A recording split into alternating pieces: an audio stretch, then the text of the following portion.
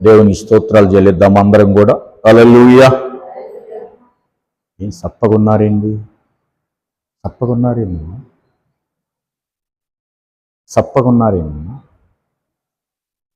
యాక్టివ్గా ఉండండి అందరూ. ఒకసారి గట్టిగా స్టడీగా ఉండండి. ఉపవాస ప్రార్థనలో స్తోత్రం చెప్పండి గట్టిగా. చాలట్లా, శక్తి చాలట్లా. అంటే ఎట్లాగున్నారంటే 10 రోజులు బట్టి అన్నం లేకుండా వాళ్ళు లైవ్లో వింటున్నారు అన్నారు. ఇప్పుడు వీడియో ఆన్లో ఉంది.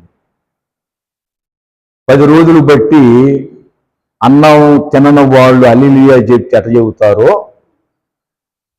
అర్థమైందని చెప్పిన మాట. 10 రోజులు బట్టి అన్నం లేని వాళ్ళు చేతులు లెగవు, స్వరం లెగవదు. ఇప్పుడు రోజు అన్నం తింటున్నామన్న శక్తితో చెప్పండి ఇప్పుడు.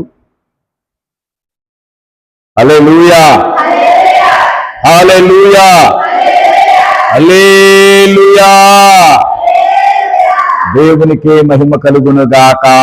ఆమేన్. ఇప్పుడు ఎట్లా చెప్పారు అంటే రోజు శక్తితో ఉన్నాం అన్నట్టు చెప్పారు. ఇందాక ఎట్లా చెప్పారు? దేవుని సన్నిధిలో అమ్మా నేను ప్రతిసారి చెప్తాను, దేవుని మందిరంలో నువ్వు ఎంత ఆసక్తితో ఉంటావో గమనించండి. నేను అదే నమ్ముతా. ఎంత సంతోషంగా నీవు దేవుని సన్నిధిలో ఉంటావో, ఎంత ఆనందంగా ఉంటావో, మరలా శుక్రవారం దాకా ఇదే జాయ్స్ అంటే సంతోషంతో నువ్వు మా మందిరానికి వస్తావు. ఎట్లా ఉన్నావు అనుకో, వారం అంతా నన్ను చూశారు. ఇప్పుడు మీరు చూస్తున్నారు మందిరం ఎట్లాగుంటా, నేను ఎట్లాగుంటా. ఎంత అలసిపోయినా యాక్టివ్గా ఉండాలి. దేవుని సన్నిధిలో ఏది చేసినా ఆయన మహిమార్థమై మనం చేయాలి. అరామరా లేకుండా హల్లెలూయా చెప్పినా, పాట పాడినా, వాక్యం చదివినా, ప్రార్థన చేసినా అరామరా లేకుండా అంటే ఉజ్జీవంగా దేవుని స్తోత్రం చెప్పండి మరొక్కసారి. హల్లెలూయా, హల్లెలూయా, హల్లెలూయా. దేవునికే మహిమ కలుగునుగాక. ఆమేన్. మంచిది. ప్రియమైన దేవుని పిల్లలారా, అందరూ ఎట్లాగున్నారు అమ్మా? పోయిన శుక్రవారం నుంచి ఈ శుక్రవారం వరకు అందరూ ఎట్లాగున్నారు దేవుని సన్నిధిలో? క్షేమంగా ఉన్న వాళ్ళందరూ కూడా సంతోషంగా చెప్తారా మేము క్షేమంగా ఉన్నామండి ఇది? ఎట్లాగున్నారు అందరూ? మా దేవుని దయ వలన, ఇంకా ఎవరి దయ వలన? దేవుని దయ వలన మనమందరిని కూడా దేవుడు క్షేమంగా సంతోషంగా ఉంచారు. యేసయ్యకే మహిమ కలుగునుగాక. ఎస్. గత వారమంతా మీ కొరకు అనుదినము దేవుని సన్నిధిలో ప్రార్థన చేస్తున్నాను. సంఘములో ఎన్ని కుటుంబాలైతే ఉన్నాయో, ఇంకా బయట వాళ్ళు ఎంతమంది ఉన్నారు, మీరు ఎంతమంది ఉన్నారో బయట వాళ్ళు అంతమంది ప్రార్థన చేయమని చెప్తున్నారు. అమ్మా, ఇరుగు పొరుగు గ్రామస్తులు కావచ్చు, గుంటూరులో కావచ్చు, నరసరావుపేటలో, విజయవాడలో ఎంతమంది ఉన్నారో అందరి కొరకు అనుదినము, ఎప్పుడమ్మా? అనుదినము మీ కొరకు ప్రార్థన చేస్తున్నాను దేవుని సన్నిధిలో పెట్టి. మీరు కూడా బుక్లో ఎంతమంది పేర్లు ఇచ్చారో వాళ్ళందరి కొరకు ఏం చేస్తున్నారు? ప్రతిరోజు ప్రార్థనలు చేస్తున్నారు. గనుక ఈరోజు ఆ ప్రార్థన ఫలితంగా దేవుడు మనల్ని ఎట్లా ఉంచాడు? క్షేమంగా ఉంచాడు. దేవునికి మహిమ కలుగునుగాక. మరి 5వ వారములో దేవుడు మనకి మంచి అవకాశాన్ని దేవుడు దయచేశాడు. మంచిది. పోయిన వారం వాక్యం గుర్తుందా అమ్మా? చెప్పు. కీర్తన 100. యెహోవా పడిపోవు వారందరినీ ఉద్ధరించువాడు, కృంగిపోయిన వారందరినీ లేవనెత్తువాడు. ఈ మాట ఎంతమంది నమ్మారు? పోయిన వారం ఎంతమంది నమ్మారు? నమ్మి ప్రార్థన చేశారు? నిజంగా తండ్రి మరి నువ్వు లేవనెత్తేది ఎంతమంది మనం నమ్మామంటే అందరం నమ్మాం కదమ్మా. అందరం నమ్మాము, ప్రార్థన చేశాం, ప్రభువా నువ్వు ఈ విధంగా చేయగల దేవుడు అని. మంచిది. ఈ 5వ వారం ఇంకొక చిన్న మాట మనం జ్ఞాపకం చేసుకుందాం. ఈ 5వ వారం దేవుని సన్నిధిలో ఆయన మనకు తోడై ఉండాలి అని మనం ప్రార్థన చేస్తున్నాం. ఎవరు తోడై ఉండాలి? దేవుడు మనకు తోడై ఉండాలి.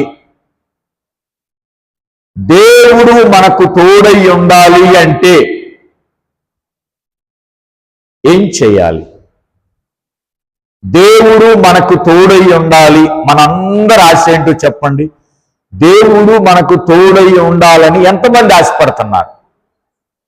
ఎంతమంది ఆశపడుతున్నారు దేవుడు మనకు తోడై ఉండాలని? పాస్టర్ గారు, ఏం ప్రశ్న అండి ఆ ప్రశ్న? సంఘంలో అందరూ, మనమే కాదు బయట అన్యులు కూడా కొంతమంది ఏమని విశ్వాసం, ఆ తండ్రి అయిన యేసయ్య మాకు కూడా తోడై ఉండాలండి అని మనందరికీ ఆశ. ఈ ఆశ తీర్చబడాలి అంటే పరిశుద్ధ గ్రంథములో ఒక సైన్యమే అడిగిందంట. ఏమని? మా సైన్యానికి ఒక నాయకుడు అడిగాడంట, నాకు నా సైన్యానికి నీ కృప తోడై ఉండాలి అని అడిగాడంట. ఎవరమ్మా? మోషే గారు. మోషే గారికి సైన్యం ఏడు అసలు? అది దేవుని స్తోత్రం. యెహోషువ కాలములో సైన్యం, యెహోషువ కాలంలో యుద్ధాలు జరిగినాయి. ఎక్కువ శాతం యుద్ధాలు ఎప్పుడు జరిగినాయి? యెహోషువ గ్రంథం. మీరు గ్రంథం ఎంతమంది చదివారు? యెహోషువ గ్రంథం చదవలేదా? చదివాను కదా. యెహోషువ గ్రంథములో యుద్ధాలే. యెహోషువ గారు ప్రార్థన చేశాడు. ఎన్ని గంటలు ప్రార్థన చేశాడో తెలుసా? 12 గంటలు ప్రార్థన చేశాడంట. దేవుడు తోడై ఉండాలని ఎన్ని గంటలు ప్రార్థన చేశాడు? 12 గంటలు ప్రార్థన చేశాడు. చూద్దాం ఎందుకు అన్ని గంటలు ప్రార్థన చేశాడో, ఎందుకు అన్ని గంటలు దేవుని సహాయం అడిగాడో దేవుని గ్రంథంలో నుంచి మనం చూద్దాం. యెహోషువ గ్రంథం తీయండి అందరూ. బైబిల్స్ ఉన్న వారందరూ యెహోషువ గ్రంథం తీయండి. యెహోషువ గ్రంథం, యెహోషువ గ్రంథం తీశారా అందరూ? 7వ అధ్యాయం తీయండి. యెహోషువ గ్రంథం 7వ అధ్యాయం. 7వ అధ్యాయం యెహోషువ గ్రంథము 7వ అధ్యాయం. అమ్మా 7వ అధ్యాయములో 6-7 వచనాలు చదవండి. 6-7 వచనాలు. యెహోషువ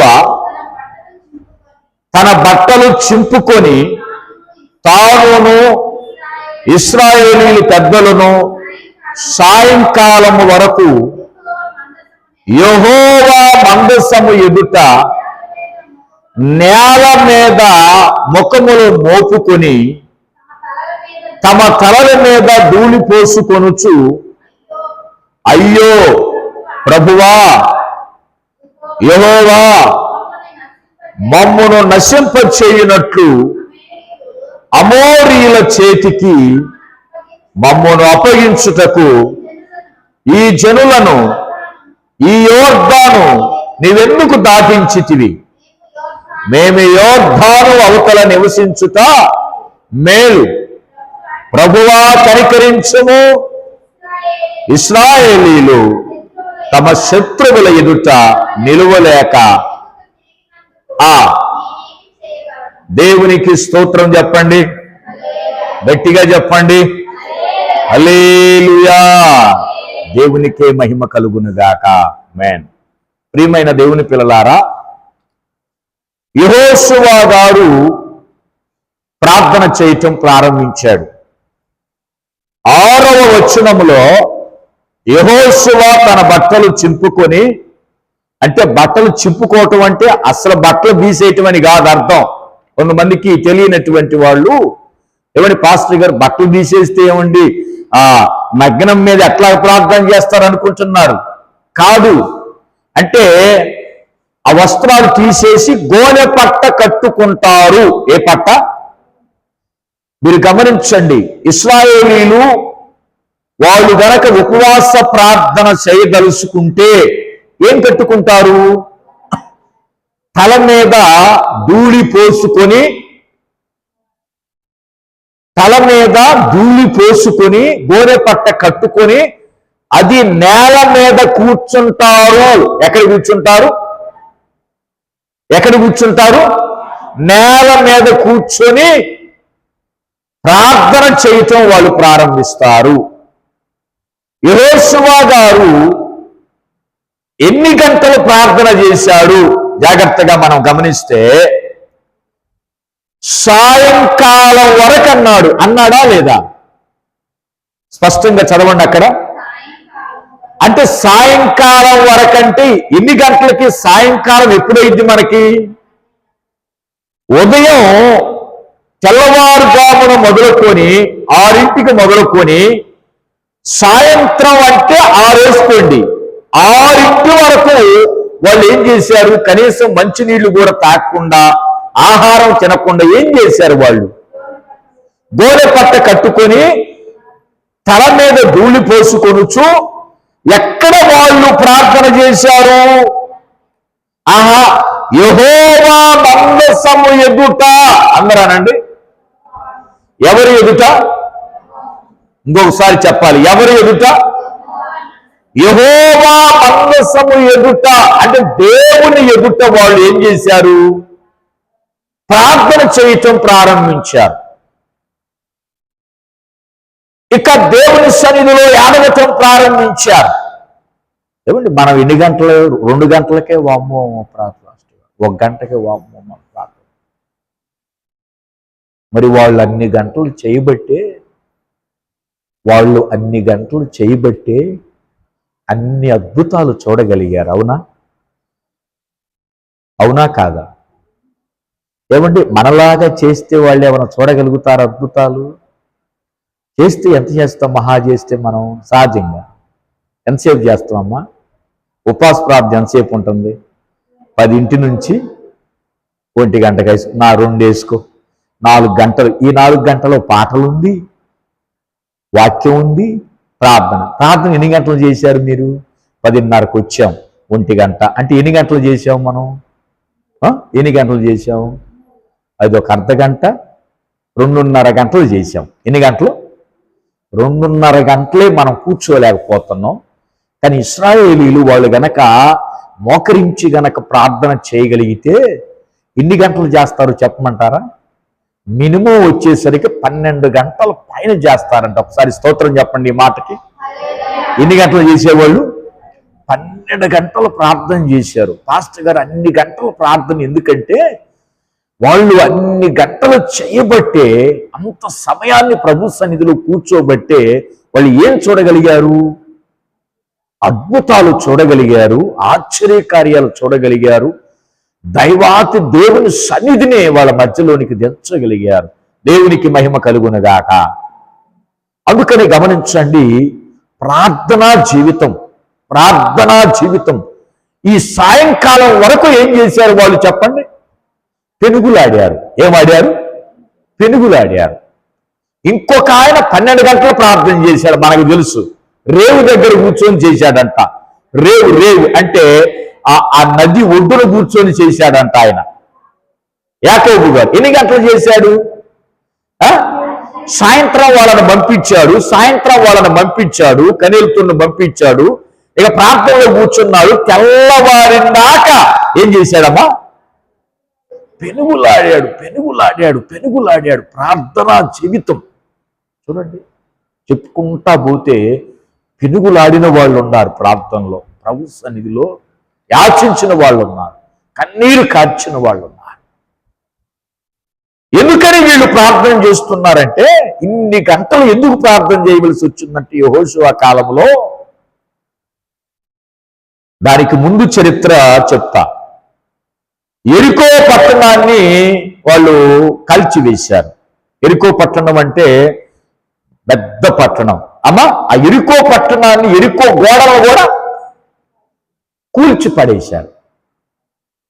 మరి మరి అంత పట్టణాన్ని కాల్చివేసిన వాళ్ళు, అంత పట్టణాన్ని జయించిన వాళ్ళు చిన్న దేశాన్ని జయించలేకపోయారంట. చిన్న దేశం. మన ఆంధ్ర రాష్ట్రం అంత ఉంటుంది దేశం, మన ఆంధ్ర అంత ఉంటుంది దేశం. ఎవరు చెప్తారు ఆ దేశం పేరు? హాయ్ ఏమంటున్నా నేను? పిల్లలు ఏం చెప్తారు? హాయ్ అంటారు. ఆ పట్టణం పేరే హాయ్ పట్టణం.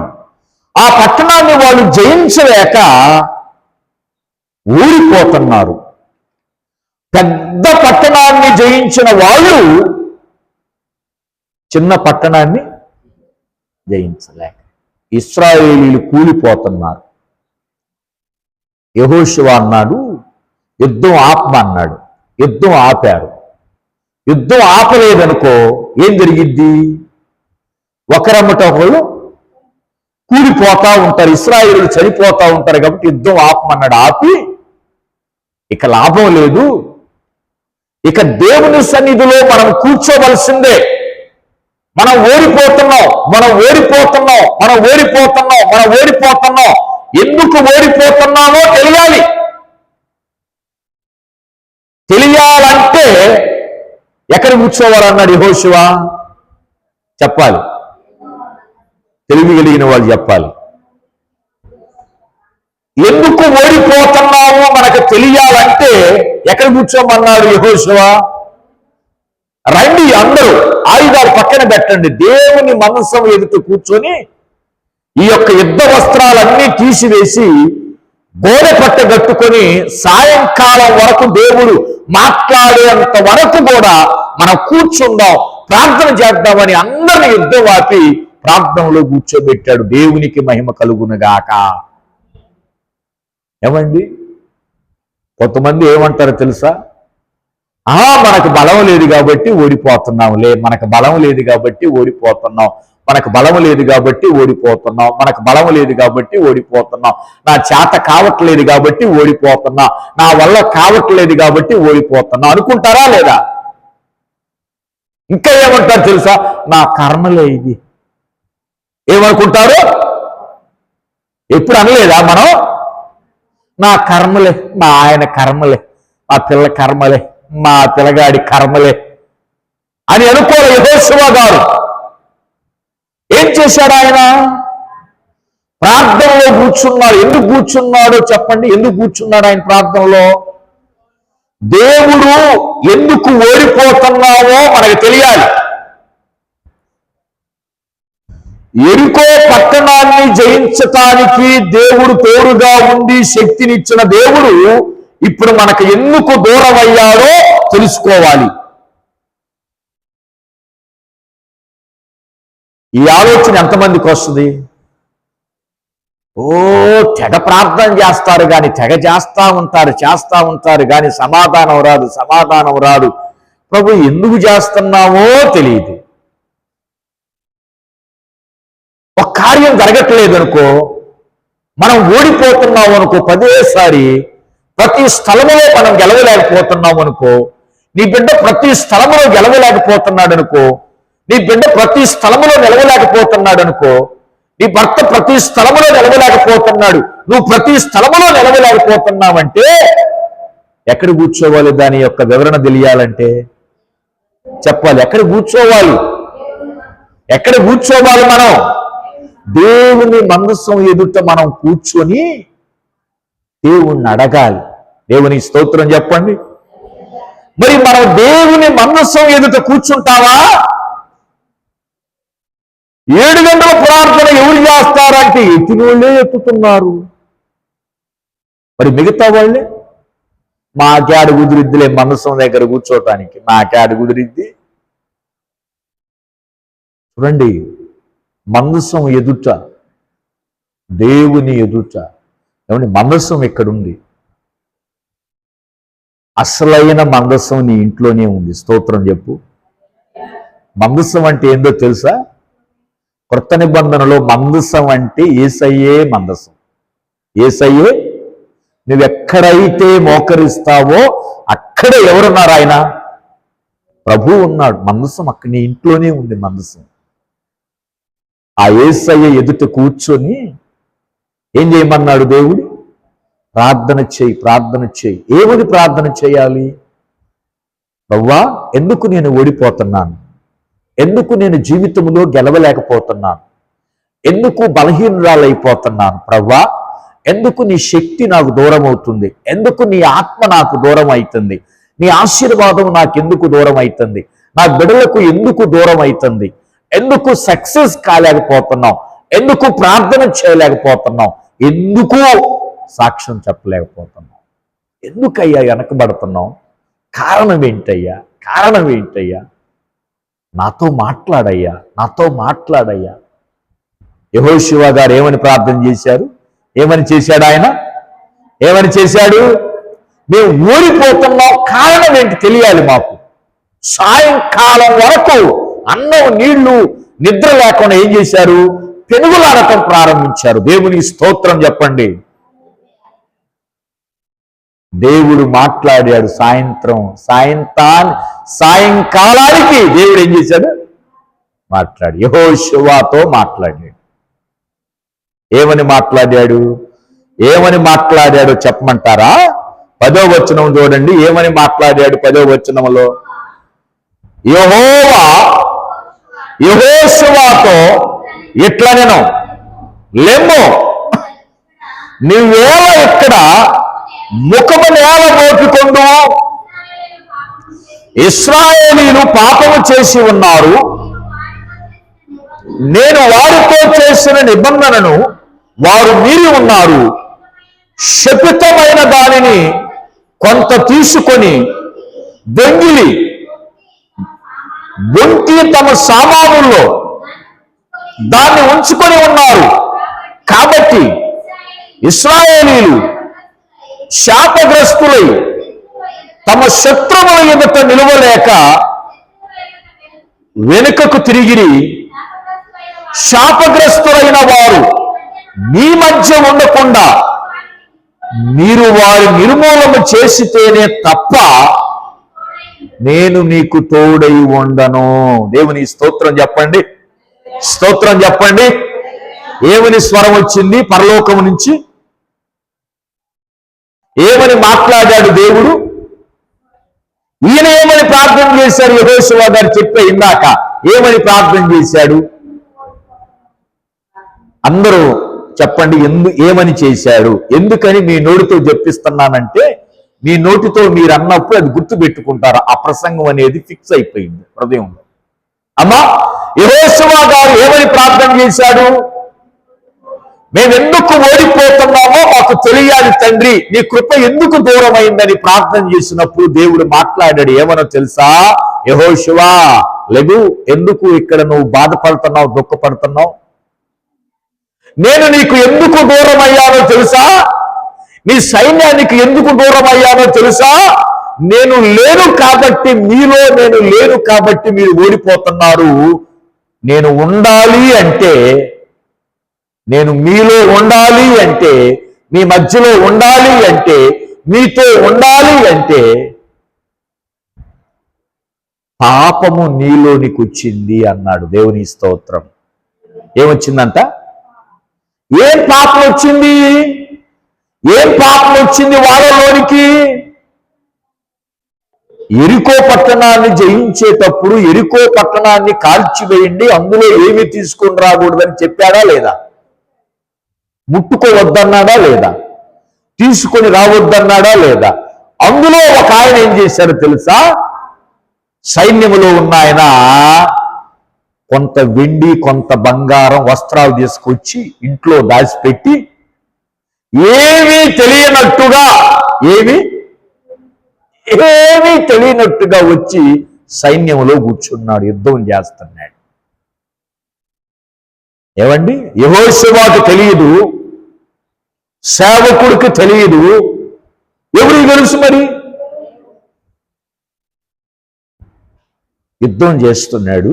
ఎప్పుడైతే వాళ్ళు నిబంధనను మీరారో దేవుడు దూరం అయ్యాడా లేదా? ఇప్పుడు మనకు ఎప్పుడు దేవుడు దూరం అవుతాడు చెప్పండి? వాళ్ళకి ఎప్పుడు దేవుడు దూరం అయ్యాడు? దేవుని నిబంధన ఎదిరించినప్పుడు, దేవుని మాటను ఎదిరించినప్పుడు, దేవుని మాట వినకుండా వాళ్ళు ప్రవర్తించినప్పుడు దేవుడు దూరం అయ్యాడు. ఈ దినాల్లో మనకు దేవుడు ఎప్పుడు దూరం అవుతాడు? అప్పుడు అదే, ఇప్పుడు అదే. ఆయన నిబంధన గనక మనం మీరితే, ఆయన మాట మనం మీరితే, ఆయన మాట మీరి, ఆయన నిబంధన మీరి నువ్వు ఎంత యుద్ధం చేసినా, కానీ వీళ్ళు పోరాడుతున్నారు, ప్రయాసపడుతున్నారు, కానీ గెలవలేకపోతున్నారు.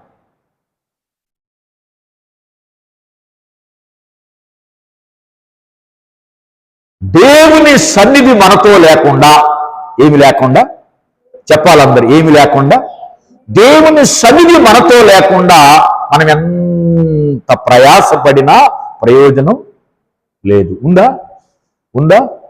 వీళ్ళు కూడా దేవుణ్ణి దూరం చేసుకున్నారు. ఎవరిని దూరం చేసుకున్నారు? ఎందుకని దేవుడు దూరం అయ్యాడంటే, వాళ్ళలో పాపం ఉంది కాబట్టి, ఆ పాపం ఉన్న చోట ఆయన ఉంటాడా? ఉండడు. ఒక మనిషిలో ఇద్దరు ఉండాలి. ఉంటే దేవుడు ఉండాలి, దయ్యం అన్నా ఉండాలి. దయ్యం అంటే సాతాను, లోకమన్నా ఉండాలి మనసులో, దేవుడన్నా.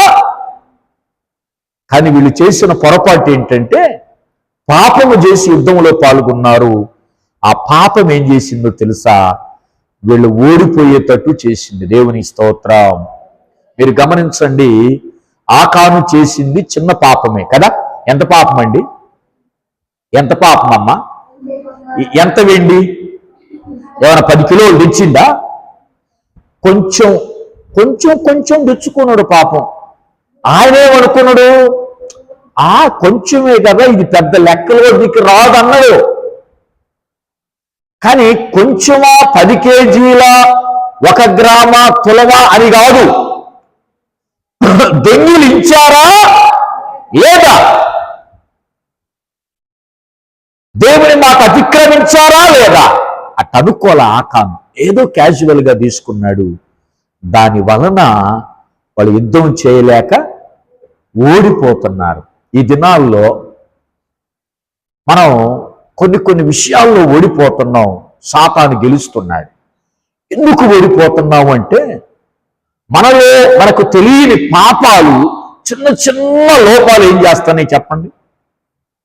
మనకు తెలియకుండా మనలో ఉన్నప్పుడు అంట, ఆ లోపాల వలన మనము శత్రువుని జయించలేకపోతున్నాం. దేవుని స్తోత్రం. అప్పుడు దేవుడు ఏమన్నాడు తెలుసా? ఆ పాపాన్ని తీసివేస్తే, ఏ పాపాన్ని? మీ మధ్యలో ఉన్న పాపాన్ని తీసివేస్తే నేను మీకు తోడై ఉంటా.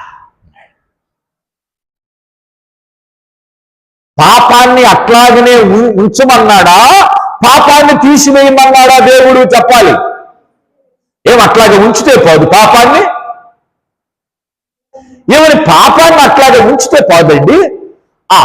అట్లాగనే ఆ చిన్న పాపాన్ని అట్లాగే ఉంచితే పోదా? ఉంచి ప్రార్థన చేస్తే పోదా? ఉంచి ఉపవాసం చేస్తే పోదా? ఉంచి పాటలు పాడితే పోదా? లేదు. నువ్వు ఎన్ని పాటలు పాడినా, ఎన్ని వాక్యాలు చదివినా, నువ్వు ఎంత సేవ చేసినా, ఏది చేసినా, ఆ లోపాన్ని గనక తీసివేసుకోకుండా నువ్వు ఉపవాస ప్రార్థన సాయంత్రం వరకు చేసినా నేను నీకు తోడై ఉండను. దేవుని స్తోత్రం చెప్పండి.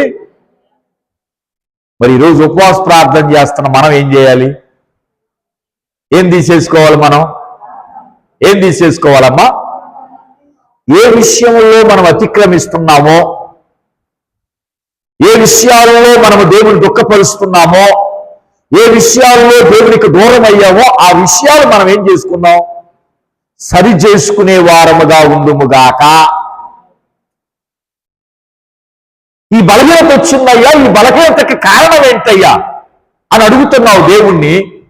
ఒక్కసారి వెనక్కెళ్ళు. నీ జీవితంలో వెనక్కెళ్ళి ఏం పొరపాట్లు చేశావో, ఏమి లోపాలు ఉన్నాయో అవన్నీ సరి చేసుకుని విడిచిపెట్టిన రోజున ఏం చేస్తాడు? నిన్ను దేవుడు ముట్టునుగాక, దేవుడు స్వస్థపరుచునుగాక, దేవుడు బాగు చేయునుగాక. ఒకవేళ ఆ లోపాలు తీసుకోకుండా నేను కాదు కదా, రెవరెండ్ కాదు కదా, కలవరి టెంపుల్ ఆయన కదా, ఏ టెంపుల్ ఆయన చెయ్యి పెట్టినా నెత్తినా మనం ఏం చేస్తాం? అబ్బాయి ఈ పాస్టర్ గారి వాళ్ళ కావట్లేదు అబ్బాయి, వాక్యాలు అయితే చెబుతుండు, సేవ చేస్తుంది, కానీ ఈ పాస్టర్ గారు కానీ ఒక ఊళ్ళో ఒక పాస్టర్ గారు ఉందంట, చెయ్యి పెడితే పడిపోవట్లేనంట. ఇంకా చెయ్యి పెడితే పడిపోవట్లేనంట, ఊస్తే పడిపోవట్లేనంట. ఎక్కడ పరిగెత్తున్నాం మనం? ఎక్కడ పరిగెత్తున్నాం మనం? ఎక్కడ కొత్త అయితే, ఎక్కడ కొత్త సేవకుడైతే పరిగెత్తుతున్నావు. పరిగెత్తటంలో నీకు ఆశీర్వాదం రాదు. ఎక్కడొచ్చింది ఆశీర్వాదం చెప్పండి? నువ్వు కూర్చొని ప్రార్థనలో నీ లోపాలు సరి చేసుకున్న రోజున నువ్వెక్కడ ఏ సేవకుడి దగ్గరికి వెళ్తున్నావో ఆ సేవకుడు ప్రార్థన చేస్తున్నప్పుడు నీ పాపాలు ఒప్పుకొని, శాపాలు ఒప్పుకొని, ప్రవ్వా నన్ను క్షమించు నాయన, నేను గత కాలంలో చేసిన పొరపాట్లన్నీ విడిచిపెడుతున్నాను ప్రవ్వా, నన్ను దర్శించమన్నప్పుడు దేవుడు నిన్ను దర్శించును గాక. అంతేగాని నేను 7 వారాలు పోయాను తగ్గలేదే, నేను 10 వారాలు పోయాను తగ్గలేదే, నేను 3 వారాలు ఉపవాసం ఉన్నాను తగ్గలేదే, నువ్వు 100 ఉన్నా తగ్గదు. నీకు ఎందుకు తగ్గదు చెప్పండి? నోరు విప్పట్లా మీరు. నోరున్న వాళ్ళు చెప్పండి, మాట్లాడగలిగిన వాళ్ళు. ఎన్ని సంవత్సరాలు ఉపవాసం ఉన్నా లోపాలు సరి చేసుకోకుండా గనక నీవు ప్రార్థనలో గనక కొనసాగితే ఒక్క సింగిల్ ఆశీర్వాదం కూడా నీకు రాదు. ఏమండి, ఏశావుకి చిన్న ఆశీర్వాదం అయినా వచ్చింది అసలు? మీకు అందరూ తెలుసు కదా వాక్యం అది. ఏశావు ఎంతమంది తెలుసు? ఏశావు అంటే ఎవరు? యాకోబు కొడుకా? అయ్యో తండ్రి, మంచి శిష్యుల్ని ఇచ్చావు, నా స్తోత్రం నాయనా. ఏశావు అంటే ఎవరు అనుకున్నారు? ఇస్సాకు కుమారుడు, యాకోబు అన్న యాకోబు అన్న.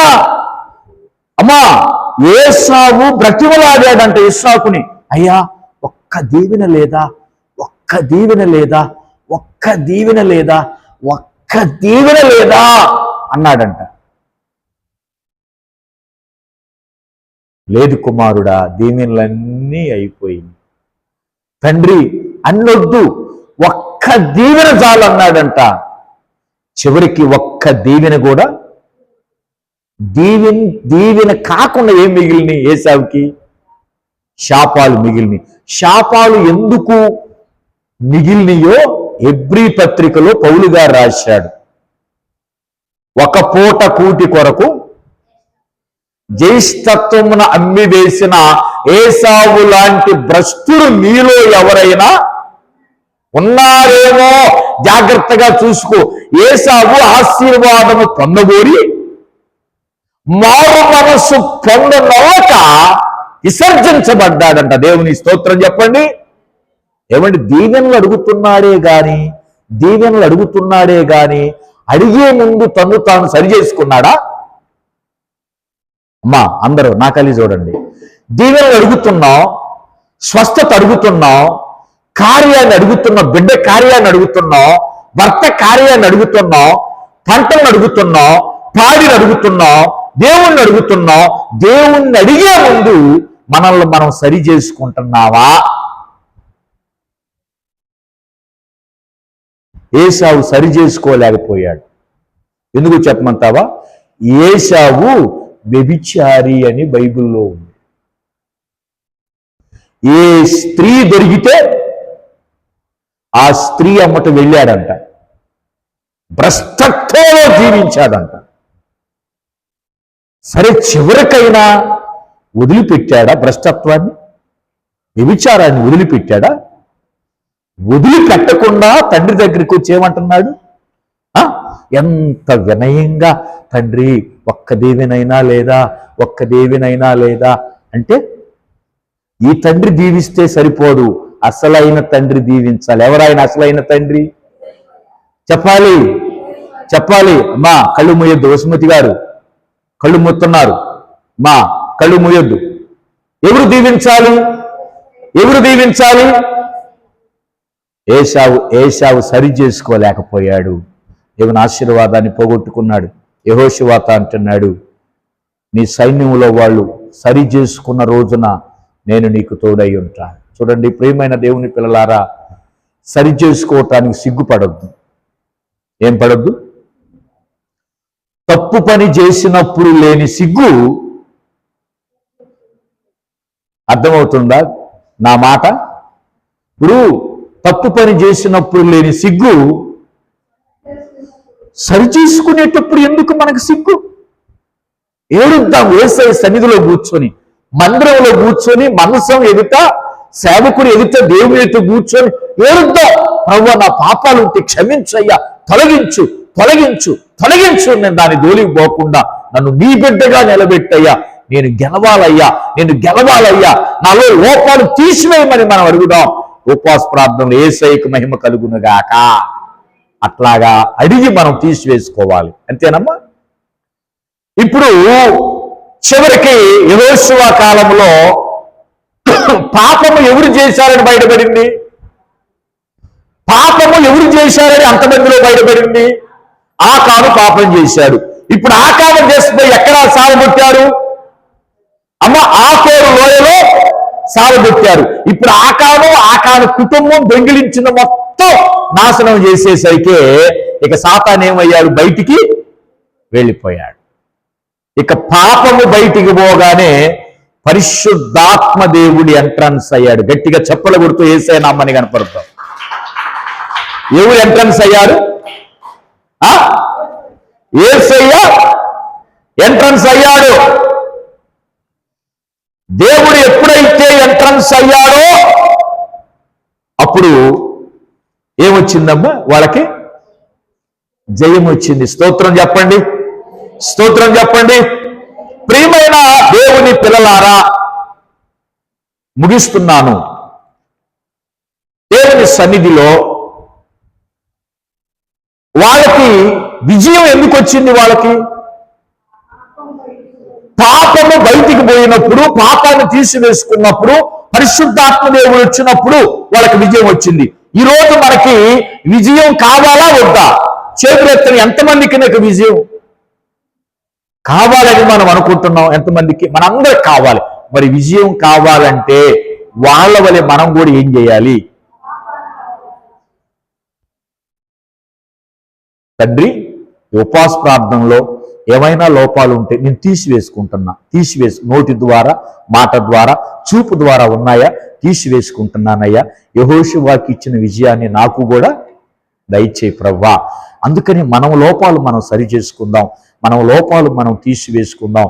తీసివేసుకుంటే మనకు దేవుడు తేటగా కనపడతాడు. దేవుని స్తోత్రం అమ్మా. కాబట్టి ఉపవాస ప్రార్థనలో మనం అందరం కూడా మన లోపాలు, మన పాపాలు, మన శాపాలు అన్నీ కూడా మనం ఒప్పుకొని, ఏ విషయంలో అతిక్రమిస్తున్నామో, ఏ విషయంలో పడిపోయామో ప్రభువా గత కాలంలో అవన్నీ ఒప్పుకుంటున్నానని ఒప్పుకొని విడిచిపెట్టి పరిశుద్ధాత్మను కలిగి మనం జీవిద్దాం. ఎందుకో తెలుసా? ఆయన సన్నిధి లేకుండా,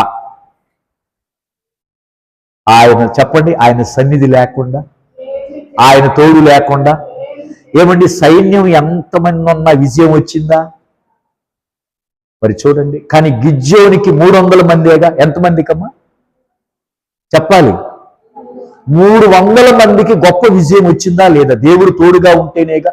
ఈ పగటి కాలంలో మనకు కూడా దేవుడు తోడై ఉండాలని, సంఘంలో అందరికీ తోడై ఉండాలని, నూతన సంవత్సరంలో కూడా ప్రభు తోడై ఉండాలని, పాత సంవత్సరంలో మనం అందరం ఒప్పుకొని మన శాప రోత బ్రతుకుని విడిచిపెట్టి ప్రభువులో కొనసాగుదాం. దేవుడి మాటలు దీవించునుగాక. ఆమేన్. హల్లెలూయా, హల్లెలూయా, హల్లెలూయా. దేవునికే మహిమ కలుగునుగాక. ఆమేన్.